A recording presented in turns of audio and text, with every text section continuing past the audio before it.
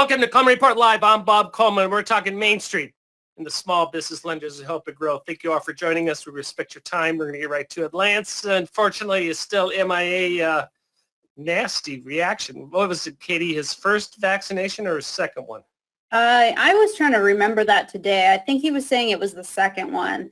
Yeah. So hopefully he's feeling better soon. I haven't really heard of people having it this long. That's Lance, he's a machine.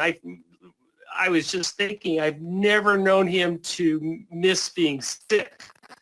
Obviously, other times he's missed, but not for being sick. So anyway, that's for Lance's. And Mr. Joseph, what's wrong with John? John Riosti had, I guess it's earnings season. I think he's got some deadlines to meet. So anyway, so Katie, it's you and I, so let's get to it. Number one, if a company is an established business, SBA says cash flow should be calculated with last year's financial statement or tax return. 2, an average of the last 3 years' financial statements. 3, projections if the company does not historically cash flow. 4, the SBA does not address this issue.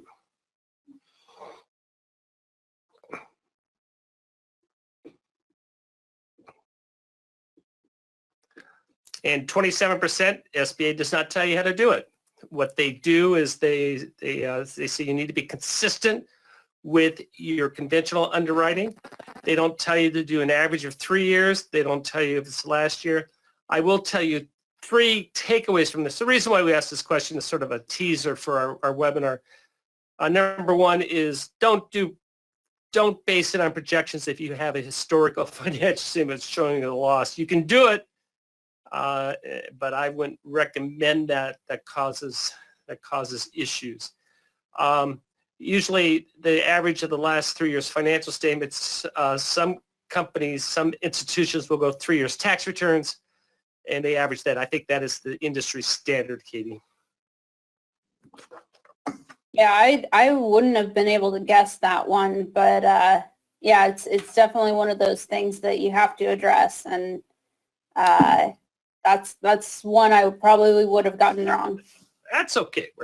And we're going to talk about the big news is SBA has given us further guidance in underwriting, so we'll talk about that in a second. Number 2, October 1, 2021, the maximum guaranteed percentage for SBA Express loans of $350,000 and less will automatically revert back to 50%.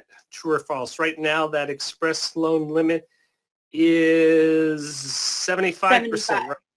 Thank you. Yeah, it's 75% right now through, well, I don't want to give away the answer.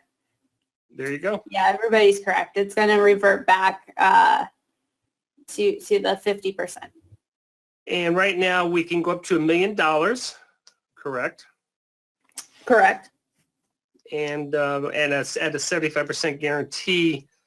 And when does the $1 million? Is the $1 million going to go through for fiscal year 2020, or do we know that yet? Is it in the budget? I believe that's until October 1st. Right, that's this fiscal year. Then it's permanently changing to $500,000. Right.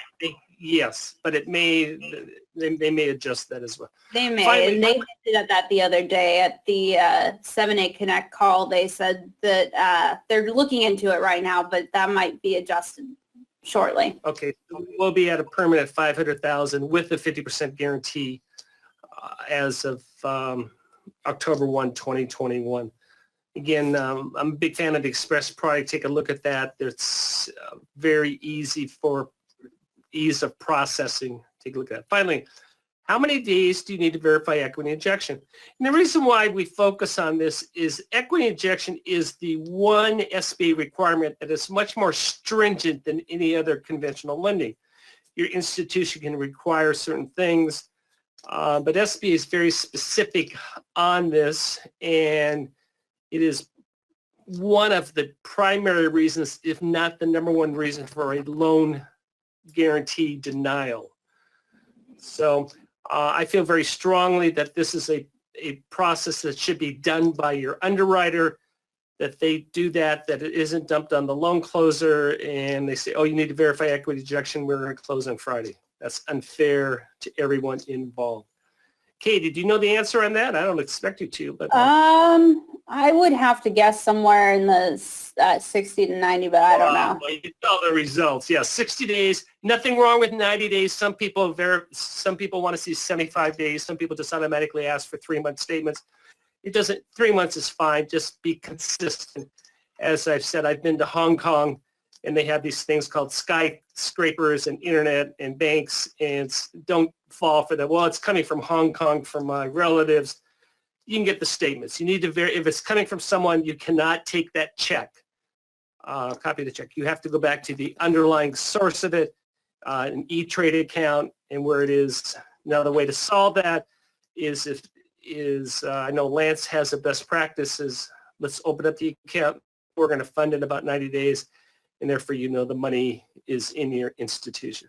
All right, Katie, what's the big news? SBA came out with another notice. Any changes? Did they just extend the date? What's happening with, now this is mandatory guidance on what we need to do for underwriting 7A loans, and it is different than 504, so there's two different guidances. Go ahead, Katie. Yeah. So to answer your first question, it does just extend the underwriting guidance through June 30th, but it also includes a few things to implement the Economic Aid Act, which we'll get into later, but this portion of it is pretty much just an extension. And I imagine we're going to see probably another extension to something similar to this. They might adjust the things you need to address, but I'm guessing through the end of the year, you're going to need to be addressing COVID-19 in your underwriting at the very least, and probably moving forward for several years now, we're probably going to at least want to know how the business is recovered and be sure to establish, if the historical numbers are looking bad during this period, you have to explain why that was and things like that. So this guidance is all things that you all are already following or you should be following. They're saying that lenders need to be addressing information about other loans such as PPP or EIDL. You should also be addressing grants as well and how that's affecting the cash flow and things like that. You also have to address how the industry and the business have been impacted by COVID-19 in general. How restrictions such as social distancing, travel, traffic flow, and trade limitations are affecting the business. You're going to have to address operational costs that were somewhat unexpected, such as personal protective equipment and cleaning materials, other things the company has had to do to adjust. Yeah. And then reliability of historical financial information. That's something I think we're going to have to see in underwriting for quite a while, actually. Concentration of the applicant's customer base and vendor pool. They want to see that they're able to continue operating and the COVID-19 pandemic hasn't affected that too much, or they have a plan to work around that issue if there is an issue there. They also want to see the impact of the current market conditions on collateral adequacy, the applicant's industry experience. That's primarily if it's going to be a transition between business owners in that situation. And they also want to see why the level of working capital is necessary, especially if it's a larger number in that situation. Yeah. And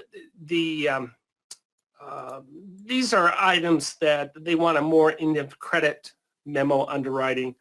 So these are items that they're going to be focusing upon from that. We're in a no man's land right now. It is April 15th. Taxes, I know, aren't due until May 17th, sometime in May. So, but the problem is that you have 2019, you may have a positive cash flow, and you have 2020 where it may be negative or minimal. And Russell brings up the good point, says, hey, if we have a 3-year average is enough cash flow, they don't need an SBA loan. And Russell, you're correct on that, but also they may need the loan because of collateral insufficiency. That's a huge one, is that the collateral does not meet the bank requirements. And I would feel comfortable processing a loan with positive cash flow in 2019 with 2020 as the hiccup, assuming you address all these, and how is the entrepreneur going to rebound for 2021? Remember, you can also, if you're concerned about that, you can also process that loan GP. But I think just because someone's showing a loss in 2020 doesn't mean that you automatically put them on the trash heap. We address all of these issues and we say we feel comfortable that with what the trends of what's happening, that they're able to rebound. And that's what SBA wants to see, your regulators, everyone else. They want to see those affirmative statements, Katie. See, that's a pause means you get to wow us with additional color commentary. Well, let's go on to the but that's okay. Let's go to the I don't next know one. much more to say on that topic. No, very fair, fair enough. Nothing else you say. Good point, Bob. Let's move on. Here we go. SBA Express. I think we've talked about this. Yeah, we pretty much covered all of this. It's just December 27th through September 30th. The maximum guarantee is increased to 75%, which we already were discussing. And then after October 1st, we've got it reverting back to, you now have that 50% and $500,000 maximum. Very good. Katie, Sherman asked the question, do we know how much PPP funds remaining for the second round? We had the numbers yesterday that you actually Tuesday. What is your guess? What is your guess? Yeah, we are kind of guessing on that right now because the SBA isn't doing what they were doing in the first round where they were listing the amount left. I think that our best guess last time, well, I mean, they're averaging about $10,000.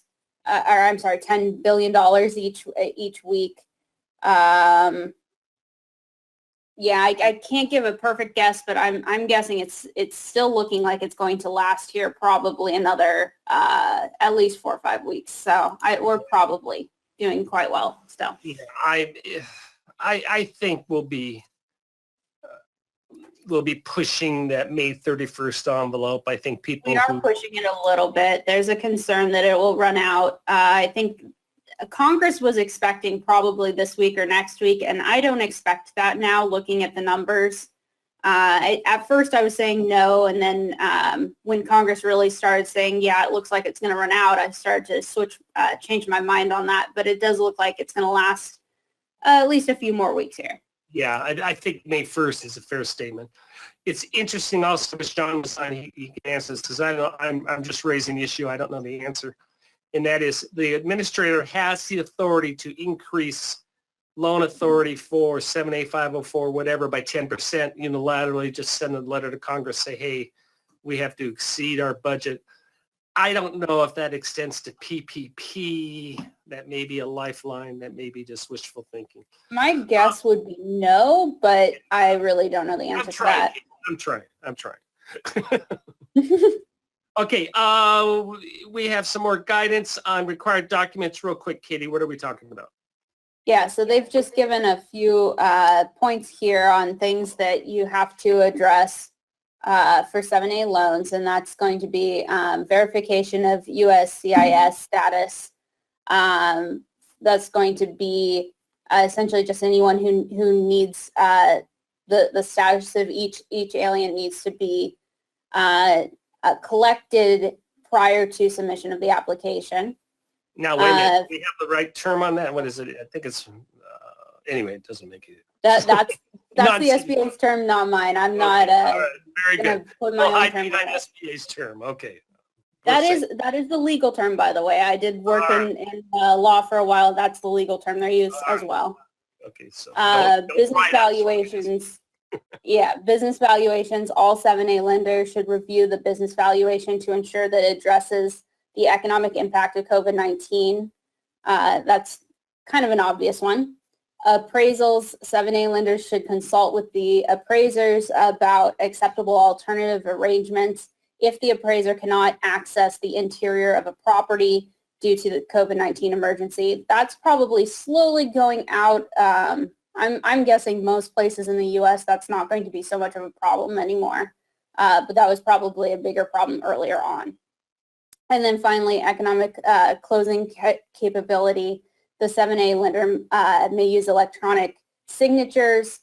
Of course, that's been extended as well, so you can continue using those for SBA forms. Yeah, and that's pretty, I think most lenders have gone to that type of situation. SBA clearly I understands. think this is mostly just a reminder that these are available and that how to do these things. And SBA is trying to work with lenders as well as the borrower, that we don't need to all meet in the same conference room and shake hands. Very good. Let's see. We have our SBA PPP answer desk. We're answering questions on that. We thank you for your participation with that. And we're still waiting on SBA 504 refinance terms. As soon as we get that, we'll announce the webinar within 3 to 5 days after that. Lance and I are doing the global cash flow the SBA way, which is takes everything into consideration. We'll have a nice little addendum also for the underwriters that are SBA things that need to be addressed. I'm starting to put together the gas station C-store, which is fascinating, the changes in that industry. I'm way behind the times on that. And Lance is going to, obviously, I'm going to be out that week of May 4th, and Lance is going to redo document injection and bring that up to date. That is still a critical thing for that. Katie, thank you very much. I understand we're not going to see you tomorrow. No, you're not going to see me tomorrow. You're not going to see you tomorrow. I'm gone Monday, but You're gone Monday. Flip-flopping there. We'll get the band back together next week. We'll all get through all our medical appointments and jabs and everything else. Good job, Katie. Thank you very much. And everyone else, thank you for joining us today for Coleman Report Live and for supporting America's Main Street, one entrepreneur at a time. Have a great day.